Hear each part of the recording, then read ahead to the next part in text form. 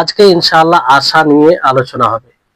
কারণ এই তিনটি ইবাদতের রুকন, আল্লাহকে ভালোবাসা এবং তাকে ভয় করা ও তার প্রতি আশাবাদী হওয়া। তার প্রতি কি? আশাবাদী হওয়া। বুঝতে পারলেন? তো এটা হচ্ছে ইবাদতের রুকন। তো আমরা দুটি সম্পর্কে যেহেতু জেনেছি, আজকে আমরা আল্লাহর প্রতি আশা বা কি করে হবে, এর ফলাফল কি, আর কোন আশা একমাত্র আল্লাহর জন্য হবে, অন্য কারোর জন্য হবে না, সেটা আমরা জানার চেষ্টা করব। তো আশা কাকে বলে? আরবি ভাষায় রাজা বলা হয়। কি বলা হয়? রাজা। রাজা বলা হয় যে আগামীতে কোনো প্রিয় জিনিসকে অর্জন করার উদ্দেশ্যে সেই প্রিয় জিনিসের অর্জনে হৃদয়ের সংযুক্ত থাকা এটাকে আশা বলা হয়। যে আগামীতে কোনো জিনিস আপনি অর্জন করবেন, তার সাথে হৃদয়ের সংযুক্ত থাকা।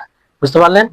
যেমন আপনি আগামী মাসে হয়তো আপনি যে বেতনে কাজ করছেন, বেতন বাড়াবে, বৃদ্ধি হবে, তো সেটার সাথে আপনার হৃদয়ের সংযুক্ত থাকা, যে আগামী মাসে বৃদ্ধি পাবে, এটাকে কি বলা হয়? আশা বলা হয়। বুঝতে পারলেন? অথবা পরিশ্রম ও ভরসা করে আল্লাহ তাবারক ওয়া তাআলার ইহসান, অনুগ্রহের মানে লোভ লোভ করা কিংবা চাহিদা করা তার প্রদানের, এবং আল্লাহ তাআলার অনুগ্রহ ও ফাজলের দেখে খুশি হওয়া, আনন্দিত হওয়া। বুঝতে পারলেন? তো প্রথম যেটা সংজ্ঞা বললাম সেটা স্পষ্ট বেশি, যে আগামীতে কোনো প্রিয় জিনিসের অর্জনে হৃদয়ের তার সাথে সংযুক্ত থাকা, তো এটা বলা হয় আশা। এটা কি বলা হয়? আশা বলা হয়। আরবিতে রাজা বলা হয়। আরবিতে আর একটি শব্দ আছে যে তামান্না। হ্যাঁ, তামান্না করা। তো এই রাজা ও তামান্নার মধ্যে পার্থক্য কি, দুটাকে জানতে হবে। কারণ অনেক সময় মানে তামান্না এই শব্দটি আসে, সেটার অর্থ কিন্তু স্বাভাবিকভাবে আশা করা হয়। বুঝতে পারলেন? কিন্তু পার্থক্যটা কি? রাজা বলা হয় পরিশ্রম, চেষ্টা ও ভরসার সাথে যেটা আশা করা হয় সেটাকে রাজা বলা হয়। বুঝতে পারলেন? যেটার সাথে চেষ্টা এবং কি থাকে? পরিশ্রম থাকে, সেটাকে কি বলা হয়? পরিশ্রম এবং ভরসা থাকে, আস্থা থাকে আল্লাহর উপরে, সেটাকে কি বলা হয়? রাজা। এবার যার উপরে থাকবে সেটা রাজা হবে। আর তামান্নি বলা হয় যে পরিশ্রম ছাড়াই আশা করা, যে এটা হয়ে যাবে, খেয়ালি স্বপ্ন দেখা। অনেকেই যেমন বলা হয় খেয়ালি পোলাও। হ্যাঁ, মানে মানুষ এটা ভাবে এটা করে নেবো কিংবা এটা করব, কোনো পরিশ্রম, কোনো চেষ্টা না করা, কোনো চেষ্টা না করে যেটা আশা করা হয় সেটাকে তামান্নি বলা হয়। কি বলা হয়? তামান্নি বলা হয়। তো যে ব্যক্তি আল্লাহ তাবারক ওয়া তাআলার অনুসরণ করার মাধ্যমে অথবা আল্লাহ তাআলা যতগুলো জিনিসকে হারাম করেছেন সেগুলোকে বর্জন করার মাধ্যমে আল্লাহ তাআলার রহমতের আশা করে, তার অনুগ্রহের অপেক্ষা করে, তার অনুগ্রহের কি করে? অপেক্ষা করে, তো এটা হচ্ছে প্রকৃত আশাবাদী আল্লাহ তাআলার প্রতি। বুঝলেন? যে আল্লাহ তাআলার অনুসরণ করবে এবং তার হারাম কাজ থেকে বিরত থাকবে, এই দুটো করে আল্লাহ তাআলার রহমতের অপেক্ষায় থাকবে, যে আল্লাহ তাআলার রহমত হবে, ফলে আল্লাহ তাআলার অনুগ্রহ সে পাবে। এটা প্রকৃত আশাবাদী আল্লাহ তাআলার উপরে। বুঝলেন? এই ধরনের যে আশা করে তাকে রাজি বলা হয়। কি বলা হয়? রাজি বলা হয়। আর যে আল্লাহ তাআলার অনুগত্য, আল্লাহ তাআলার অনুসরণ ছাড়াই হারাম কাজ থেকে বিরত না থেকে আশা করে যে আমি জান্নাত পেয়ে যাব, আল্লাহ আমার উপরে রহম করবে, দয়া করবে, এটা কি? এটা তামান্নি। এটা কোনো কাজের নয়। বুঝলেন? এজন্য আল্লাহ তাবারক ওয়া তাআলা সূরা নিসার 123 নম্বর আয়াতে বলেন যে লাইসা বিআমানিকুম ওয়ালা আমানিজি আহলিল কিতাবি মান ইয়ামালু সুআন ইউজজা বিহি, যে তাদের কোনো আশা নেই এবং আহলে কিতাবদের, ইহুদ ও নাসারাদের, হ্যাঁ, বরং যারা মন্দ আমল করবে তাদেরকে আল্লাহ তাআলা সেই মন্দ আমলের বদলা দেবেন, কিংবা তাদেরকে মন্দ আমলের বদলা দেওয়া হবে। বুঝতে পারলেন? এটা আমানি, মানে তারা যে আশা করে যে এটা হবে ওটা হবে, এই আশা মানে কোনো কাজে আসবে না। তারা যে মন্দ কাজ করেছে সেই মন্দ কাজের আল্লাহ তাআলা তাদেরকে মন্দ বদলা দেবেন। বুঝতে পারলেন? আর মনে রাখবেন যে ঈমান, আমরা যে ঈমান রেখেছি কিংবা যে ঈমান শরীয়তে মাতলুব উদ্দেশ্য আছে, সেটা কিন্তু তামান্নি, পরিশ্রম আমল না করে আশা করে আসে না। বুঝতে পারলেন? সেটা কিভাবে আসে? হৃদয়ে আপনি যেটাকে স্থির করবেন, হৃদয়ে যেটাকে স্থান দিবেন, এবং আমল যেটার সেটার সত্যায়ন করবে। আপনি আল্লাহ তাবারক ওয়া তাআলার উপরে ঈমান এনেছেন, আল্লাহ তাআলাকে বিশ্বাস করেন, এক অদ্বিতীয় তিনি, তাই না? তো এটা আপনি হৃদয়ে স্থির করেছেন, তাই না? এটাকে সত্যায়ন কে করবে? আপনার আমল। আপনার আমল, বুঝতে পারলেন? আপনি আল্লাহ তাআলাকে এক অদ্বিতীয় মনে করছেন, যখন আপনি ইবাদত তার জন্যই করবেন, অন্য কারোর জন্য ইবাদত করবেন না, অন্য কাউকে ইবাদতের উপযুক্ত মনে করবেন না আর করবেন না, সেটা আপনার হৃদয়ে যেটা আপনার স্থির আছে তার সত্যায়ন হবে, বুঝলেন? এই জন্য শুধু আশা করে মানে আমল না করে যেটা আশা করা হয়, এই মানে এই আশাতে ঈমান আসে না, এই আশাতে ঈমান আসে না, বরং হৃদয়ে যেটা আপনি স্থির করবেন তার সত্যায়ন করবে আপনার আমল, তার সত্যায়ন কি করবে? আপনার আমল, বুঝতে পারলেন? এই জন্য আল্লাহ তাবারক ওয়া তাআলা সূরা কাহফের 110 নম্বর আয়াতে বলেন যে ফামান কানা ইয়ারজু লিকা রাব্বিহি ফালইআমাল আমালান সালিহা ওয়া লা ইউশরিক বিইবাদাতি রাব্বিহি আহাদা। দেখেন, যে ব্যক্তি তার রবের সাক্ষাতের আশাবাদী হবে, বুঝতে পারলেন? যে আশা করবে যে সে তার রবের সাথে সাক্ষাৎ করবে, তো সে যেন সৎ আমল করে। কি করে? সৎ আমল করে, এবং তার রবের ইবাদতের সাথে অন্য কাউকে শরীক না করে। তাহলে শুধু আশা করার কথা বলেছেন না, আশা করার সাথে সাথে কি বলেছেন? সৎ আমল করে। তো শুধু আশা করে কোনো লাভ নেই। অনেকে বলে না যে আমি আল্লাহর প্রতি আশা রাখি, আল্লাহ তাআলা আমাকে জান্নাত দিবে, তিনি রহিম, আমল করে না, এই আশা কোনো কাজে আসবে? কোনো কাজে আসবে না। তো এখানে আশার সাথে আল্লাহ তাআলা কি করতে বললেন? যে সৎ আমল করবে এবং আল্লাহর ইবাদতে অন্য কাউকে শরীক করবে না, বুঝতে পারলেন? তাহলে এই হচ্ছে বিষয়। এই জন্য ইবনুল কাইয়িম রাহিমাহুল্লাহ তিনি খুব একটি গুরুত্বপূর্ণ কথা বলেছেন যে সমস্ত জ্ঞানীদের এই কথার প্রতি সম্মতি রয়েছে যে রাজা, যেটা প্রকৃত আশা, যে আশা চেষ্টা এবং আস্থার সাথে হয়, সেটা আমল বিহীন হবে না। সেটার জন্য আমল আবশ্যিক। সেটার জন্য কি আবশ্যিক? আমল আবশ্যিক। আমল না করে আশা করবে, সে আশার কোনো মূল্য নেই, বুঝতে পারলেন? এবার আসুন যে শরীয়তে ইসলামিয়াতে এই রাজা, এই আশা করার স্থান কতটা, অবস্থান কি? তো এই রাজা আশা, এটা কলবি ইবাদত। কি ইবাদত? কলবি, হৃদয়ের ইবাদত, একটা অন্যতম ইবাদত, বড় ইবাদতের মধ্যে। এতটাই মানে এই ইবাদতের গুরুত্ব যে তিনটি জিনিসের উপরে আমাদের ইবাদত ঘোরাফেরা করে, আল্লাহর যে ইবাদত করি সেই ইবাদত নির্ভর করে সেই তিনটি জিনিসের মধ্যে আল্লাহর প্রতি আশা রাখা। আল্লাহর প্রতি আশা রাখা, একটি হচ্ছে আল্লাহকে ভালোবাসা, দ্বিতীয় হচ্ছে আল্লাহকে ভয় করা, তৃতীয় হচ্ছে আল্লাহর প্রতি আশা করা। এটা আল্লাহর পদগামী যে হতে চাই, যে আল্লাহর পথে আমি চলবো, আল্লাহর নিকটে পৌঁছাবো, আল্লাহর প্রিয় আমি বান্দা হব, তাকে এই তিনটি বিষয় অবলম্বন করতে হবে। এক, আল্লাহকে ভয় করতে হবে, আল্লাহর প্রতি আশাবাদী হতে হবে, এবং আল্লাহকে ভালোবাসতে হবে, বুঝতে পারলেন? এই কথা আল্লাহ তাআলা যেমন সূরা ইসরার 57 নম্বর আয়াত আল্লাহ তাআলা বলেন উলাইকাল্লাযীনা ইয়াদউনা ইয়াবতাগুনা ইলা রাব্বিহিমুল ওয়াসিলা আইয়ুহুম আকরাবু ওয়া ইয়ারজুনা রাহমাতাহু ওয়া ইয়াখাফুনা আযাবাহু ইন্না আযাবা রাব্বিকা কানা মাহযুরা। যে এরাই যাদেরকে তারা ডাকছে, মানে দোয়া করে যাদের কাছে, তারা নিজেরাই তাদের রবের নিকটে সান্নিধ্য লাভ করে, মানে নৈকট্য লাভ করে, ওসিলা সন্ধান করে। ওসিলা মানে কি?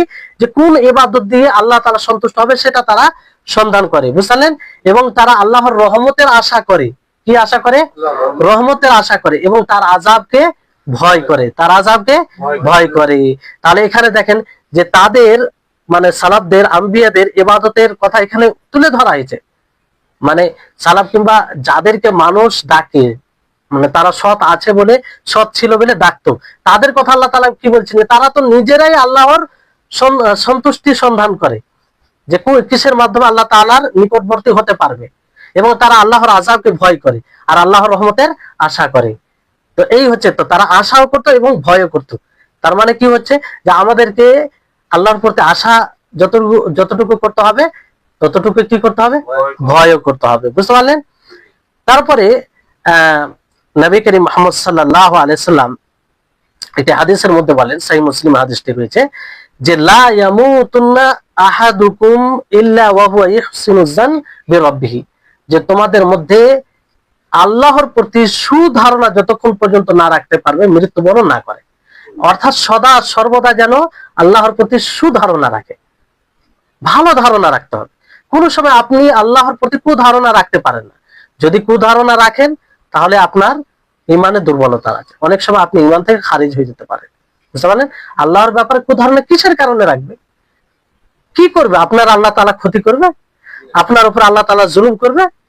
আপনাকে আল্লাহ তাআলা অকারণে কোনো নিয়ামত থেকে বঞ্চিত যদি করেন সেটা পরীক্ষা। তো কুধারণা আপনি কেন করবেন? তো এই কুধারণা যেন না করে, আল্লাহর প্রতি ভালো ধারণা রেখে যেন দুনিয়া থেকে বিদায় নেই। বুঝতে পারলেন? তারপর আরেকটি হাদিসে নবী করিম মুহাম্মদ সাল্লাল্লাহু আলাইহি ওয়াসাল্লাম বলেন, বরং সেটি হাদিসে কুদসি, আল্লাহ তাআলা বলেন যে আমি আমার বান্দার নিকটে থাকি তার ধারণা অনুযায়ী। তার কি অনুযায়ী? তার ধারণা অনুযায়ী। আমার ব্যাপারে যেমন ধারণা করে তেমন তার সাথে ব্যবহার করি। আল্লাহর প্রতি যে সুধারণা করবে আল্লাহ তাআলা তাকে সেরকম ভাবে রাখবে। বুঝতে পারলেন? এই জন্য সদা সর্বদা আল্লাহর প্রতি ভালো ধারণা রাখতে হবে। এখান থেকে কি বোঝা যায়? যে আল্লাহর প্রতি ভালো আশা করতে হবে। হ্যাঁ, ভালো আশা থাকলেই তো তার প্রতি সুধারণা করবে, না থাকলে তো হবে না এটা। বুঝলেন? তারপরে আসুন যে আমরা জানলাম এই পূর্বের কথা থেকে যে রাজা আশা এটি গুরুত্বপূর্ণ ইবাদত। এর দলিল কি? এর দলিল কি? এর দলিল হচ্ছে যে আল্লাহ তাবারক ওয়া তাআলা তাদের প্রশংসা করেছেন, সুনাম করেছেন যারা আল্লাহর প্রতি আশাবাদী, যারা আল্লাহর প্রতি আশাবাদী, এবং মুমিনদের বৈশিষ্ট্য বলে এটা বলেছেন যে এটা মুমিনদের বৈশিষ্ট্য, তারা আল্লাহর প্রতি আশাবাদী হবে। যেমন আল্লাহ তাবারক ওয়া তাআলা সূরা বাকারার 218 নম্বর আয়াতে বলেন যে ইন্নাল্লাযীনা আমানু ওয়াল্লাযীনা হাজারু ওয়া জাহাদু ফি সাবিলিল্লাহ উলাইকা ইয়ারজুনা রাহমাতাল্লাহ ওয়াল্লাহু গফুরুর রহিম। যে নিশ্চয় যারা ঈমান এনেছে এবং হিজরত করেছে, আল্লাহর পথে সংগ্রাম করেছে, জিহাদ করেছে, তারা আল্লাহর রহমতের আশা করে। কি করে? রহমতের আশা করে, এবং আল্লাহ তাআলা ক্ষমাশীল দয়াশীল। তাই এটা প্রশংসা না, আল্লাহ তাআলা তাদের এইভাবে উল্লেখ করছেন, মানে মুমিনরা এরকম, এটা প্রশংসা। অনুরূপভাবে আপনারা সূরা কাহফের 110 নম্বর আয়াত শুনলেন যে ফামান কানা ইয়ারজু লিকা রাব্বিহি ফালিয়ামাল আমালান সালিহা, তারপরে ওয়ালা ইউশরিক বিইবাদাতি রাব্বিহি আহাদা, যে আল্লাহর রবের সাথে সাক্ষাতের আশা করবে সে যেন সৎ আমল করে এবং আল্লাহর ইবাদতের সাথে অন্য কাউকে শরীক না করে। তাহলে যে ব্যক্তি আল্লাহর প্রতি তার প্রতি সওয়াবের আশা করবে, তার সাথে সাক্ষাতের আশা করবে, তাকে দেখার, জান্নাতের সবচেয়ে বড় নিয়ামত কি? আল্লাহর দর্শন, আল্লাহকে দেখবে, এটার আশা করবে, তো তাকে কি করা উচিত? সৎ আমল করা উচিত, তাকে সৎ আমল করা উচিত। আর সেই সৎ আমল কি অনুযায়ী হবে? রাসূল সাল্লাল্লাহু আলাইহি সাল্লামের সুন্নাহ অনুযায়ী হবে, তাহলে সেটা সৎ আমল হবে, নচেত সেটা সৎ আমল হবে না। কেউ যদি আমল করে, ভালো আমল করে, কিন্তু নবী সাল্লাল্লাহু আলাইহি সাল্লামের পদ্ধতি অনুযায়ী না হয়, তাহলে সেটা সৎ আমল হবে? যেমন ধরেন অনেকেই জন্মদিবস পালন করে নবী সাল্লাল্লাহু আলাইহি সাল্লামের, ঈদ মিলাদুন নবী, হ্যাঁ, মিলাদ পড়ায়, তো এগুলো কি নবী সাল্লাল্লাহু আলাইহি সাল্লামের পদ্ধতি অনুযায়ী নয়, তাহলে এটা কি আমলে সালেহ হবে? আমলে সালেহ হবে না, বরং এটা আরো তার জন্য মুসিবত হবে।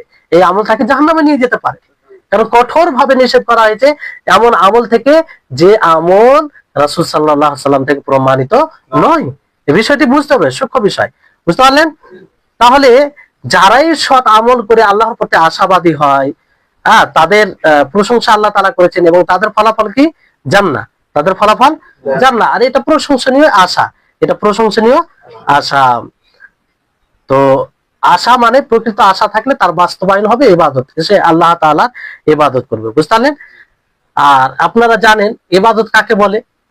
ইবাদত প্রত্যেক ওই কথা কর্মকে ইবাদত বলা হয় যে কথা ও কর্মের প্রতি আল্লাহ তাআলা সন্তুষ্ট হন, সেটা প্রকাশ্য হতে পারে অথবা গোপনীয় ভাবে হতে পারে। বুঝতে পারলেন? তো যেহেতু আল্লাহ তাআলা এই আশার প্রশংসা করছেন, তার মানে কি আল্লাহর নিকটে প্রিয়, এটি ইবাদত হলো কি হলো না? এটি ইবাদত হলো। বুঝতে পারলেন? তো যখন এটা সাব্যস্ত হয়ে গেল, আপনারা এটা মনে রাখবেন, এটা নীতিমালা, যে যখন কোনো আমলের ব্যাপারে এটা প্রমাণিত হয়ে যাবে যে এটি ইবাদত, তো সেই ইবাদত অন্য কারোর জন্য করা জায়েজ হবে? কখনো জায়েজ হবে না, হারাম, শিরক হবে।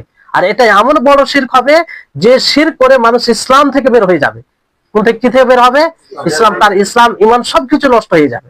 তো এই প্রকৃত আশা একমাত্র আল্লাহর উপরে থাকবে, এই আশা অন্য কারো উপরে থাকবে না। আল্লাহ তাবারক ওয়া তাআলা বলেন যে আবুদুল্লাহ ওয়া লা তুশরিকু বিহি শাইয়্যা, যে তোমরা আল্লাহর ইবাদত করো এবং আল্লাহর সাথে কিছুকে মানে কিছুই শরীক করিও না, কোন জিনিসকে শরীক করিও না। বুঝতে পারলেন?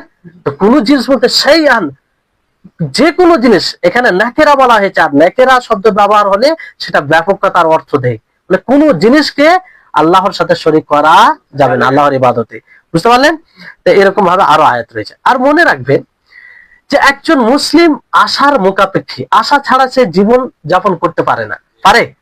পারে না। একবার ভেবে দেখুন যে একজন মুসলিম যখন গুনাহ করে তখন আল্লাহর কাছে কি আশা করে বলেন তো?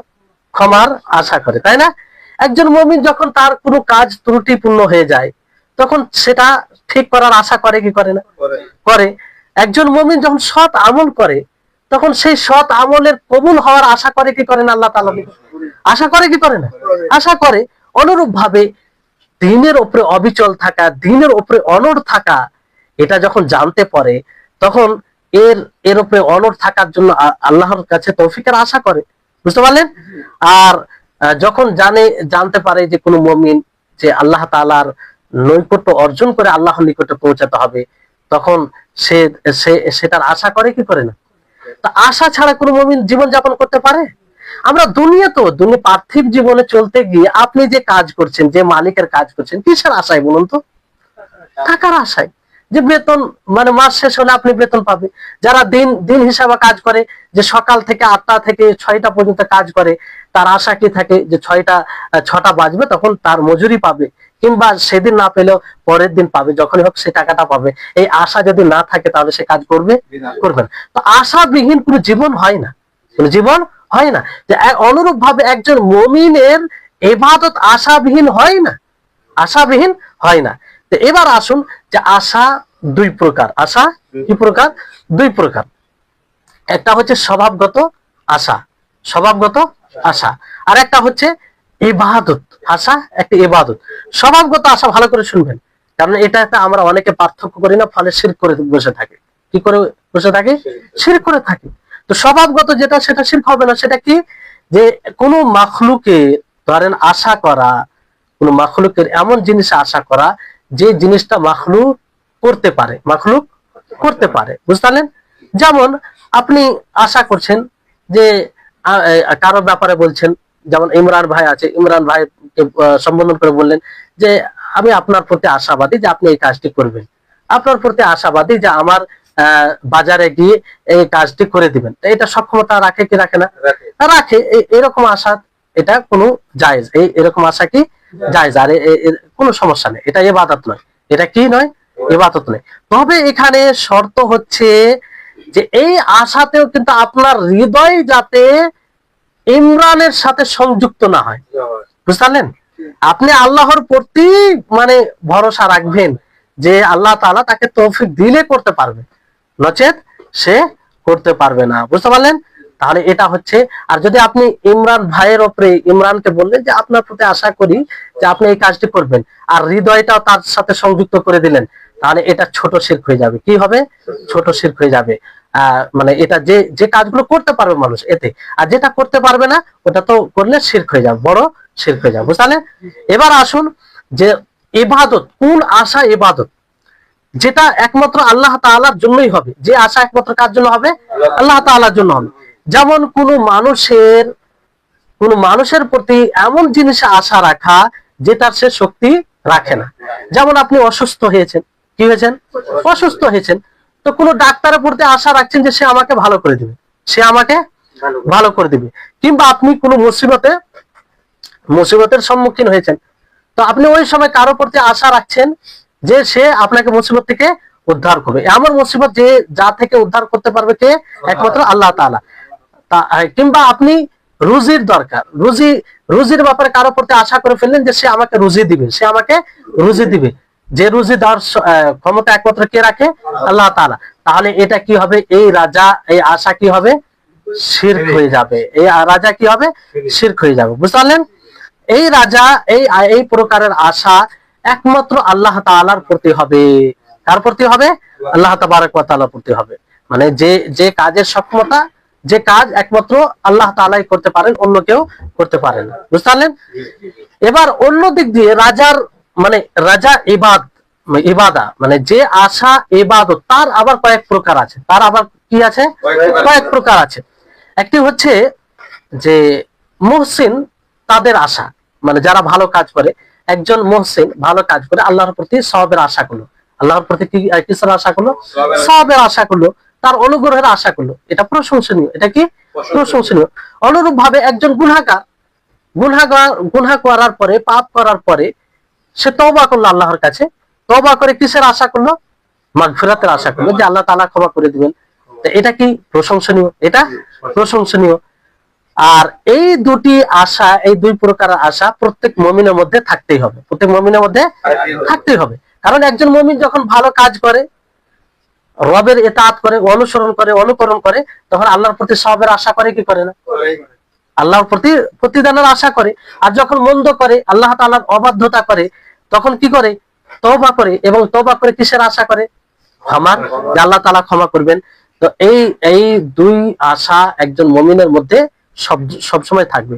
কি থাকবে? সব সময় থাকবে। বুঝতে পারলেন? আর যেটা নিন্দনীয় আশা, সেটা কি? যে এমন আশা করা গুনাহতে, পাপ কাজে, বুঝতে পারলেন, যে আল্লাহ মানে আমল না করে আল্লাহর প্রতি আশা করা, আমল না করে আল্লাহর প্রতি আশা করে। একজন ব্যক্তি গুনাহ করলো, সে তওবাও করলো না, আল্লাহ তাআলা ক্ষমা করে দিবেন, আল্লাহ তাআলা ক্ষমা করে দিবেন। কাবিরা গুনাহ করলো আর সে তওবা করলো না, আর আশা রাখলো যে আল্লাহ তাআলা ক্ষমা করে দিবেন। তো এই আশা কি? নিন্দনীয় আশা। আশা করলো আল্লাহর প্রতি, কিন্তু সে আশার যে দাবি সেটা পূর্ণ করলো না, ফলে এটা নিন্দনীয় আশা। এই আশার মুজাম্মাত করা হয়েছে। আর মূলত এইরকম ধরনের যারা আশা করে তারা অহংকারী। তারা কি? অহংকারী, তারা মিথ্যু। কারণ প্রকৃত আশা মানে কি? প্রকৃত আশা যার প্রতি করবেন তার কথা তো মানবেন আপনি।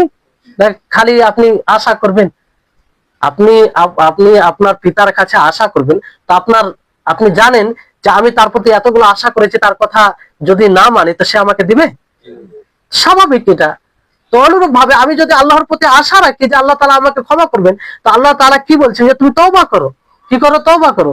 তওবা না করে আমি আল্লাহর কাছে আশা করছি ক্ষমা করে দিবেন। তো এই ধরনের আশা নিন্দনীয় আশা। বুঝতে পারলেন?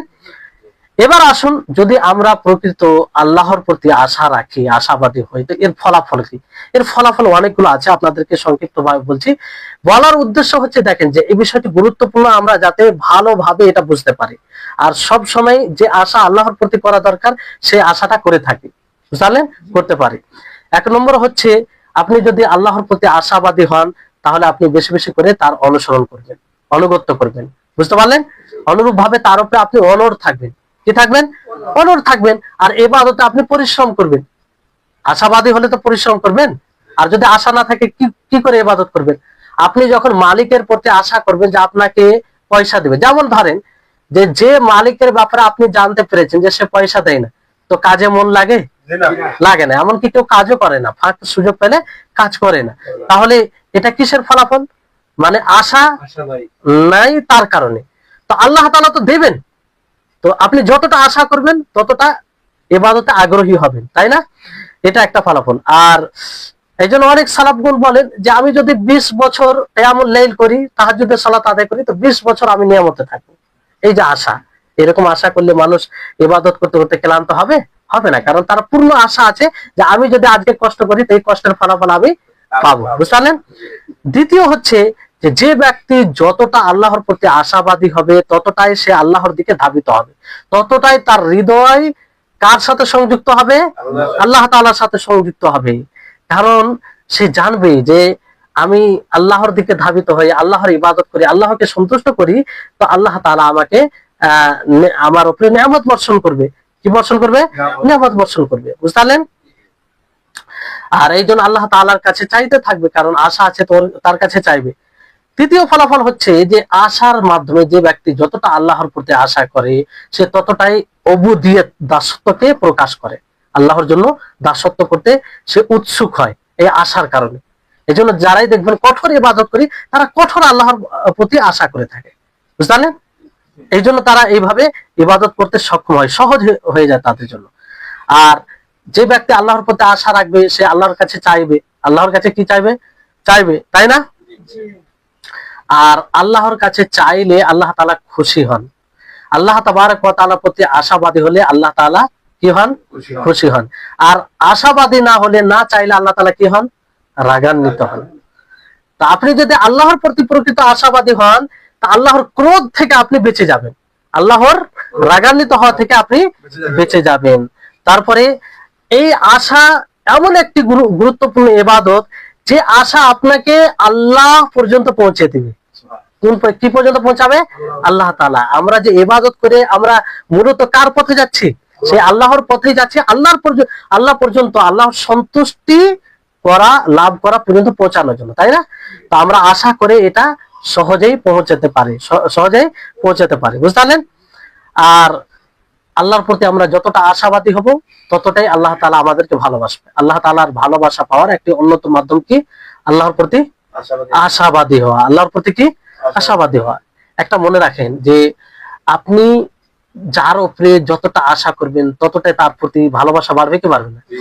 আপনি এখানে যেমন আপনারা কয়েকজন আছেন, তো যদি কারোর ব্যাপারে জানতে পারেন যে এই লোকটি খুব ভালো, দেয় মানুষকে আর সহযোগিতা করে, বিপদের সময় মানে সাথ দেয়, তাকে যে কোনো সময় ডাকি সে আসে, তো তার প্রতি ততটা আশা জাগবে কি জাগবে না? জাগবে। তো আল্লাহ তাবারক ওয়া তাআলার প্রতি আপনি এইভাবে আশা করবেন। তো এইভাবে আশা করবেন তো তার ভালোবাসা আপনার হৃদয়ে আসবে, তাই না? আপনার হৃদয়ে তার ভালোবাসায় পূর্ণ হবে, বুঝতে পারলেন? আর যে ব্যক্তি আল্লাহর প্রতি আশাবাদী হয় সে আল্লাহর শুকরিয়াও আদা করে। কারণ আশাবাদী তখনই হবে যখন তার গুণকে জানবে, যখন তার কৃতিত্বকে জানবে। তো আল্লাহ তাবারক ওয়া তাআলা তিনি যে একদম দয়াশীল, তিনি ক্ষমা করেন, তিনি নিয়ামত দান করেন, তিনি রহমত ছাড়া আমরা মুহূর্ত পর্যন্ত জীবিত থাকতে পারি না। তো আমরা বাধ্য হব তার শুকরিয়া আদায় করতে, বাধ্য হবে কি করতে? শুকরিয়া আদায় করতে, বুঝতে পারলেন? তো এই হচ্ছে বিষয়। আর আল্লাহর প্রতি আশাবাদী হওয়ার জন্য যে যতটা আশাবাদী হবে সে ততটা আল্লাহর উত্তম নামকে এবং গুণকে জানার চেষ্টা করবে। আপনি চিন্তা করুন, আমরা যখন আল্লাহ তাআলাকে জানবো যে আল্লাহ তাআলা তিনি গফুর, তখন আমরা কি বেশি বেশি করে যখনই গুনাহ করবো তা আমরা আল্লাহর কাছে ক্ষমা চাইবো কি চাইবো না? আল্লাহর নাম যেমন একটি রহমান রহিম, তো তিনি ক্ষমাশীল, তখন আল্লাহর রহমতের বেশি আমরা আশাবাদী হব কি হবে না? আল্লাহ তাআলার নামকে যখন আমরা জানতে পারবো যে তিনি সিত্তির, কি সিত্তির মানে আবৃত্তকারী, তখন আমরা বেশি আশাবাদী হবে যে আমরা কোনো যদি গুনাহ করে থাকি তাহলে আল্লাহ তাআলা সেটাকে আবৃত্ত করবে, যেটা আল্লাহ তাআলা পছন্দ করেন, বুঝতে পারলেন? আল্লাহ তাআলার নামের ব্যাপারে যখন জানতে পারবো যে তিনি কাবি, কাহার, জব্বার, হ্যাঁ, এতগুলো নাম যেগুলো শক্তি, তখন আমরা মানে এটা হৃদয় থেকে আল্লাহর প্রতি আশাবাদী হবে যে তিনি শক্তিশালী, তিনাকে সন্তুষ্ট করতে পারলে আমাদের কেউ আর ক্ষতি করতে পারবে না। তো আপনি যত তার নাম সম্পর্কে জ্ঞান অর্জন করবেন ততটাই আশা তার প্রতি মজবুত হবে। আর আপনি যতটা তার প্রতি আশা রাখবেন ততটাই তার নাম ও গুণ সম্পর্কে জানতে আগ্রহী হবেন, বুঝতে পারলেন? তো এই হচ্ছে বিষয়। তারপরে আপনার যে ব্যক্তি আল্লাহর প্রতি আশাবাদী হয় তার হৃদয়ের সম্পর্ক সবসময় কার সাথে থাকে? আল্লাহর সাথে থাকে। কারণ সে পদে পদে আল্লাহর প্রতি আশাবাদী হয়। মুসিবতে পড়লো তার হৃদয়ে এটা আছে যে আল্লাহ তাআলা আমাকে উদ্ধার করবে, বুঝতে পারলেন? কোন কঠিন অবস্থায় পড়েছে সে আল্লাহ তাআলাকে স্মরণ করবে, আল্লাহর প্রতি আশাবাদী হবে। আর দেখবেন যে মুমিনদের মুখ থেকে এটাই বাক্য বের হয় যে না, আল্লাহ তাআলা সহজ করবেন। তার মানে কি তার হৃদয়ের সম্পর্ক কার সাথে? আল্লাহ তাবারক ওয়া তাআলার সাথে, বুঝতে পারলেন? তো যে যতটা আল্লাহর প্রতি আশা রাখবে সে ততটাই আল্লাহকে ভয় করবে, ততটাই কি করবে? ভয় করবে। এবং কিয়ামতের দিন সেই অনুযায়ী তার খুশি হবে, তার কি হবে? খুশি হবে, আনন্দ হবে, আল্লাহ তাআলা সন্তুষ্ট লাভ করবে। এবার আপনাদেরকে চমৎকার দুটি হাদিস বলি, খুবই চমৎকার, এখানে শিক্ষণীয় বিষয় আছে, বুঝতে পারলেন? আবু সাঈদ খুদরি রাদিয়াল্লাহু তাআলা আনহু থেকে বর্ণিত, তিনি বলেন যে আল্লাহ তাআলা জান্নাতীদেরকে বলবেন, কি বলবেন? জান্নাতীদেরকে বলবেন, ইয়া আহলাল জান্নাহ, হে জান্নাতীগণ, ফায়াকুলুন, তারা বলবেন লাব্বাইক রব্বানা ওয়া সাআদাইক, তারা উপস্থিতি, তারা আল্লাহর ডাকে সাড়া দিবে। তারপরে আল্লাহ তাআলা বলবেন হাল রাযিতুম, যে তোমাদেরকে যে জান্নাত দান করেছি এতে কি তোমরা সন্তুষ্ট আছো, তোমরা খুশি আছো? তারা বলবে মা লানা লা নারদা ওয়া ক্বাদ আতাইতানা মা লাম তুতি আহাদাম মিন খালকিকা, যে আমাদের কি হয়েছে যে আমরা সন্তুষ্ট হব না, আপনি তো এত কিছু দান করেছেন যা অন্য কোনো মাখলুককে দান করা হয়নি, সবকিছু আমরা পেয়েছি এই জান্নাতে, আমরা কেন সন্তুষ্ট হব না? তখন আল্লাহ তাআলা বলবেন যে আফালা উতিকুম আফদালা মিন যালিক, যে আমি কি তোমাদেরকে এর চেয়ে উত্তম কোনো জিনিস দান করব না? এর চেয়ে উত্তম জিনিস তোমরা যার ব্যাপারে ধারণা রাখছো যে আমরা সবচেয়ে বেশি পেয়েছি, এর চেয়ে বেশি উত্তম কিছু দান করব না? তখন তারা বলবেন ওয়া আইয়ু শাইউন আফজাল মিন যালিকা ইয়া রাব, হে আমাদের প্রতিপালক, এর চেয়ে বেশি উত্তম কি জিনিস রয়েছে আর? তখন আল্লাহ তাআলা বলবেন ওয়াহিল্লু লাকুম রিদওয়ানি, আমি তোমাদের প্রতি সন্তুষ্ট হলাম, হ্যাঁ আমার সন্তুষ্ট তোমাদের জন্য হালাল করলাম, আমি এরপরে তোমাদের উপরে কখনো অসন্তুষ্ট হব না। এর চাই এটা সবচেয়ে বড় নিয়ামত হবে, বুঝতে পারলেন? তো এটা, তারপর আরেকটি হাদিস আছে যে জান্নাতীরা যখন জান্নাতে প্রবেশ করবে তখন আল্লাহ তাআলা বলবেন যে তুরিদুনা শাইয়ান আযীদুকুম, যে তোমরা আরো কি চাও যে তোমাদেরকে আরো কিছু দান করি, বেশি কিছু দিই? তারা বলবে যে আলাম তাবিয়াদ ওজুহানা আলাম তুদখিলনা আল জান্নাহ, যে আপনি কি আমাদের চেহারাকে আলোয় আলোকিত করেননি? আপনি কি আমাদের চেহারাকে মুখমণ্ডলকে আলোয় আলোকিত করেননি? আপনি কি আমাদেরকে জান্নাতে প্রবেশ করেননি? আপনি কি আমাদেরকে জাহান্নাম থেকে মুক্তি দান করেননি? মানে এগুলো করেছেন তো আর ফের কি দিবেন আপনি? সবকিছু তো আমরা পেয়ে গেছি। তখন আল্লাহ তাআলা ফায়াকশিবুল হিজাব, পর্দাকে দূরে সরাবেন, ফামা আতু শাইয়ান আহাব্বা ইলাইহিম মিন নাযরি ইলা রাব্বিহিম আযজা ওয়া জাল্লা, এর চেয়ে প্রিয় জিনিস আর জান্নাতে কিছুই হবে না।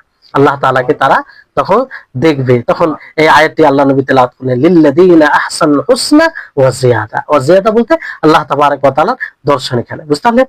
তো এগুলো তো আশা, এই হাদিস শুনে আপনার আল্লাহর প্রতি আশা জাগবে কি জাগবে না? তো এগুলো তো আশার দলিল যে আল্লাহর প্রতি আশা করতে হবে, এই নিয়ামত পাওয়ার আশাই ইবাদত করতে হবে আমাদের, বুঝতে পারলেন?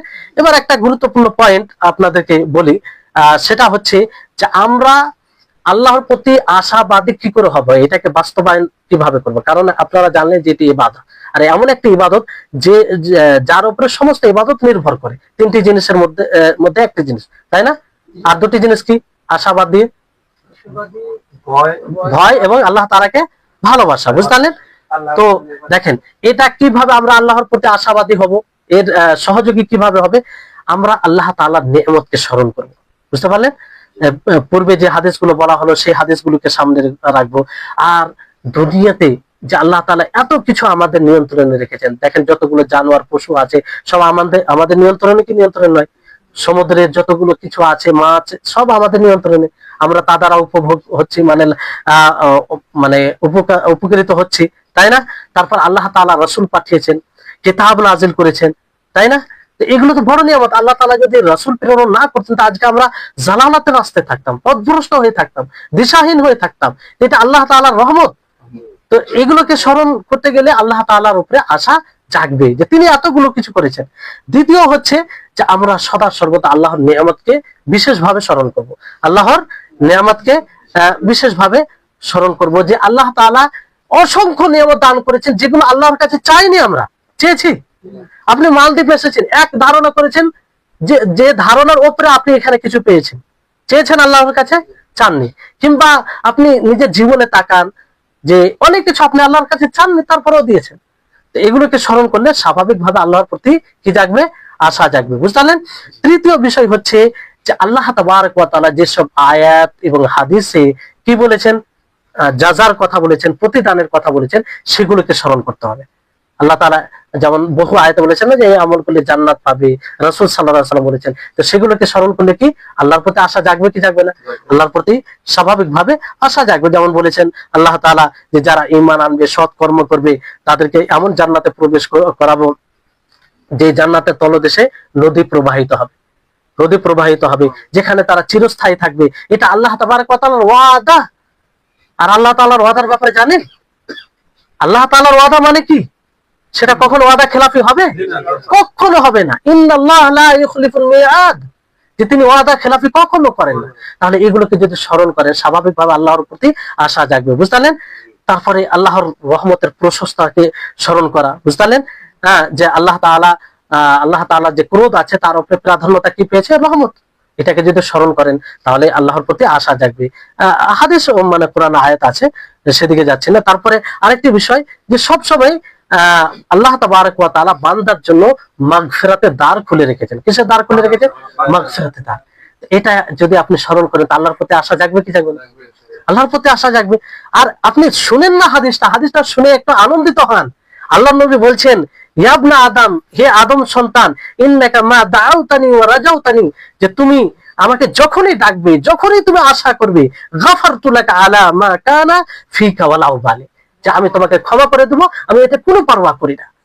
যখনই ডাকবে, যখনই তুমি আমার প্রতি আশা রাখবে, ইয়া ইবনা আদম লাউ বালাগাত যুনুবুকা ইনানাস সামাই সুম্মা ইস্তাগফারতানি, যে হে আদম সন্তান, তোমরা যদি গুনাহ করে, এতটা গুনাহ করো যে তোমাদের গুনাহ আসমান পর্যন্ত ছুঁয়ে যায়, তারপরও তোমরা যদি আমার কাছে ইস্তেগফার করো, তা আমি তোমাদেরকে কি করব? ক্ষমা করে দেব, এতে আমি কোনো পারওয়া করি না। তারপর আরো বলছেন আল্লাহ নবী, ইয়া ইবনা আদম, মানে এই হাদিসটি হাদিসে কুদসি, আল্লাহ তাআলা বলছেন যে হে আদম সন্তান, ইন্নাকা লাউ আতাইতানি বিকুরাবিল আরদি খাতায়া সুম্মা লাকিতানি লা তুশরিক বি শাইআন লা আতাইতুকা বিকুরাবিহা মাগফিরাতান। আল্লাহু আকবার। যে হে আদম সন্তান, যদি তোমরা এই পৃথিবী পরিমাণ, পৃথিবী কত বড়, এত, এই পৃথিবীর সমতুল্য গুনাহ নিয়ে আসো, এই পৃথিবীর সমতুল্য গুনাহ নিয়ে আসো, আর আমার সাথে যদি কাউকে শরীক না করো, তাহলে আমি তোমার নিকটে পৃথিবীর সমতুল্য মাগফিরাত নিয়ে আসবো। তাহলে এই হাদিসগুলো পড়তে গেলে স্বাভাবিকভাবে আল্লাহর প্রতি আশা জাগবে কি জাগবে না? তো এগুলো আশা মানে ই করতে হবে। তারপরে আল্লাহ তাআলা আরেকটি হাদিস আছে যে কিয়ামতের দিন আল্লাহ তাআলা কিছু বান্দাকে কাছে ডাকবে, তারপর তাকে বলবে যে হে আমার বান্দা, তুমি কি এমন গুনাহ করেছো, তুমি কি জানো? সে বলবে, সে মানে স্বীকার করবে আর মেনে নেবে। তখন সে মনে মনে বলবে যে আজকে তো আমি হালাক হয়ে গেলাম, বরবাদ হয়ে গেলাম, ধ্বংস হয়ে গেলাম। তখন তখন আল্লাহ তাআলা তাকে বলবে যে আমি তোমাকে ক্ষমা করে দিলাম। তো দুনিয়াতে তুমি ছুপিয়ে রেখেছিলে, আজকেও তোমার গুনাহকে ছুপিয়ে রাখলাম, আল্লাহ তাআলা সেদিন তাকে ক্ষমা করে দিবে। তাহলে এইগুলো হাদিস স্বাভাবিকভাবে মানে স্মরণ করলে আপনি আল্লাহর প্রতি আশাবাদী হতে পারবেন, বুঝতে পারলেন? আর খৌফ এবং ভয় এবং আশা, এই দুটির মধ্যে এক অপরের সাথে সম্পর্কটা কি, এটা একটু জেনে নিন। যে আশা আপনি করতে গেলে স্বাভাবিকভাবে আল্লাহ তাআলাকে ভয় করতে হবে। দুটো এক অপরকে আবশ্যক করে, দুটো এক অপরকে কি করে? আবশ্যক করে। এমনটা নয় যে শুধু আপনি আল্লাহকে ভয় করবেন। শুধু যদি আল্লাহকে ভয় করেন তাহলে এটা নিরাশা হয়ে যাবে, হতাশার শিকার হবে, বুঝতে পারলেন? আর যদি কেউ শুধু আল্লাহ তাআলার প্রতি আশা করে, ভয় না করে, তাহলে সে সৎ আমল থেকে শিথিল হয়ে যাবে, সৎ আমল করবে না। তো দুটো এক অপরকে আবশ্যক করে, বুঝতে পারলেন? তা আপনি যার প্রতি, যেমন দুনিয়াতে একটা উদাহরণ দিই আপনাদেরকে, যে আপনি যার প্রতি আশা রেখেছেন, ধরেন আপনি মালিকের প্রতি আশা রেখেছেন যে সে মালিকটা খুব ভালো, আপনাকে দেয়, কাজ করলে দেয়, অতটাই আপনার প্রতি ভয় থাকতে হবে। কারণ আপনি যে কারণে আশা করছেন সেটা যদি না পাওয়া যায়, দিবে আপনাকে? দিবে?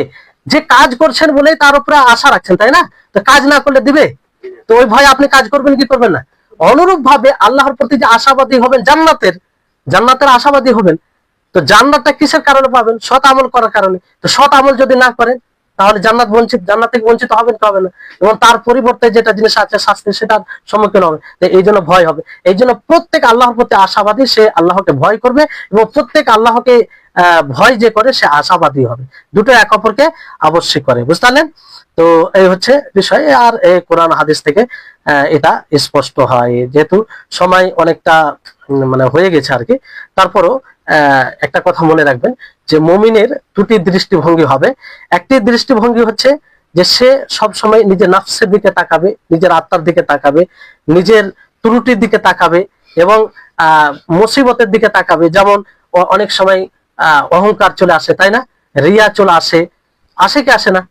মানে আমলের প্রতি অহংকার চলে আসে। তো এটার প্রতি তাকিয়ে সে আল্লাহকে ভয় করবে। কি করবে? আল্লাহকে ভয় করবে, কারণ এগুলো চলে এলে আমল ধ্বংস হয়ে যাবে। তো এই ক্ষেত্রে আল্লাহকে কি করবে? ভয় করবে। কিন্তু আরেকটি দৃষ্টিভঙ্গি কি, সেটা হচ্ছে যে আশা করবে কি দেখে? যে আল্লাহর প্রশস্ত রহমতের দিকে তাকিয়ে, আল্লাহর প্রশস্ত রহমতের দিকে তাকিয়ে। তো এইভাবে রাজা এবং আশা এবং ভয়ের মধ্যে একটা থাকবে, মানে সামঞ্জস্যতা থাকবে, বুঝতে পারলেন? এই জন্য একটি পাখির সাথে উদাহরণ দেওয়া হয়েছে। যেমন একটি পাখি আছে, পাখির দুটি ডানা হয় কি হয় না? দুটি ডানার মধ্যে যদি কম বেশি হয়, একটা ছোট হয় একটা বড় হয় ডানা, তাহলে সে ঠিক মতো উঠতে পারবে? উঠতে পারবে না। দুটি ডানা যদি বরাবর হয় তাহলে সে উঠতে পারবে, উঠতে সক্ষম হবে, আর পরিপূর্ণতার সাথে সে উঠবে। বুঝতে পারলেন? অনুরূপ ভাবে একজন মুমিনের যদি আল্লাহর প্রতি আশা ও আল্লাহকে ভয় দুটোই যদি সামঞ্জস্যতা ঠিক থাকে তাহলে সে ঠিকভাবে আমল করতে পারবে। আর যদি কম বেশি হয়, ডিসব্যালেন্স হয়, তাহলে সে পথভ্রষ্ট হবে। বুঝতে পারলেন? পথভ্রষ্ট হবে। আর এখানে সালাফদের অনেক ঘটনা আছে, যাই হোক সেগুলো বলতে পারলাম না সময়ের কারণে। তারপরে শুধু একটা ছোট্ট আপনাদেরকে ই করি যে মুআদ রাদিয়াল্লাহু তাআলা আনহু মৃত্যুর সময় তিনি বলেছিলেন যে যখন মৃত্যুর সময় পৌঁছে যায় তিনি বলেছেন যে আল্লাহুম্মা ইন্নী ক্বাদ কুনতু আখাফুকা ওয়া আনাল ইয়াউম আরজুকা, যে হে আল্লাহ আমি তোমাকে ভয় করতাম, আজকে তোমার প্রতি আশা করছি, বুঝতে পারলেন? আর বেলাল যখন তার মৃত্যু আসে, তার স্ত্রী তাকে বলে যে আজকে তো আমরা চিন্তিত হলাম, কিংবা আমরা চিন্তায় পড়ে গেলাম। তখন বেলাল বলেন, না, এটা খুশি হওয়ার বিষয়, কারণ আগামীকালকে আমি আমার প্রিয়দের সাথে সাক্ষাৎ করব। কাদের সাথে সাক্ষাৎ করব? প্রিয়দের সাথে, অর্থাৎ মুহাম্মদ সাল্লাল্লাহু আলাইহি ওয়াসাল্লাম ও মুহাম্মদ সাল্লাল্লাহু আলাইহি ওয়াসাল্লামের অনুসরণকারীদের সাথে। বুঝতে পারলেন? আর সর্বশেষ যেটা উক্তি নকল করে আমি শেষ করব সেটা হচ্ছে যে ইয়াহইয়া বিন মুআদ তিনি বলেন যে হে আমার আল্লাহ, সবচেয়ে ভালো যেটা দান সেটা হচ্ছে আমার হৃদয়ে তোমার আশা, আমার হৃদয়ে তোমার প্রতি আশা। আর সবচেয়ে মিষ্টি কথা আমার জিহ্বাতে তোমার প্রশংসা, আমার জিহ্বাতে কি? তোমার প্রশংসা। আর সবচেয়ে উত্তম সময়, প্রিয় সময় হচ্ছে যে সময়ে তোমার সাথে আমি সাক্ষাৎ করব। তো দেখেন তিনারা কিভাবে আল্লাহর প্রতি আশা করতেন আর কিভাবে আল্লাহ তাআলাকে ভয় করতেন। তবে ভয় আসার মধ্যে অনেকেই বলেছেন যে যখন মানুষ অসুস্থ হয়ে পড়বে তখন যেন আল্লাহর প্রতি আশার দিকটা বেশি থাকে, আর যখন সুস্থ থাকবে আল্লাহকে যেন বেশি ভয় করে। এটা মানে অনেকে বলেছেন, অনেকে আবার বলেছেন না, সব সময় ব্যালেন্সটা ঠিক রাখতে হবে। বুঝতে পারলেন? তো এই যে উদ্দেশ্য হচ্ছে এই বিষয় নিয়ে আলোচনা করার, যে যাতে আমরা এই আশাকে বুঝি। আমরা অনেকে বুঝি না যে আশা কি জিনিস, আশা কখন ইবাদত হবে আর কখন এটা এই দ্বারা শিরক হয়ে যায়, অনেকে আমরা বুঝি না। আল্লাহ তাআলার নিকটে দোয়া করি যেন আল্লাহ তাআলা আমাদের সকলকে আশার সাথে প্রকৃত আশা রেখে তার ইবাদত করা তৌফিক দান করেন। আর আমরা নিজের ইবাদতে যেন তিনটি জিনিসকে বহাল রাখতে পারি, সেটা হচ্ছে আল্লাহর প্রতি ভালোবাসা, আল্লাহকে ভয় করা এবং আল্লাহর প্রতি আশাবাদী হওয়া। বুঝলেন? আল্লাহ তাআলা যেন আমাদের সকলকে ইবাদতে অগ্রগামী হওয়ার তৌফিক দান করেন। ওয়া আখিরু দাওয়ানা আলহামদুলিল্লাহি রাব্বিল আলামিন। আসসালামু আলাইকুম ওয়া রাহমাতুল্লাহি ওয়া বারাকাতুহু।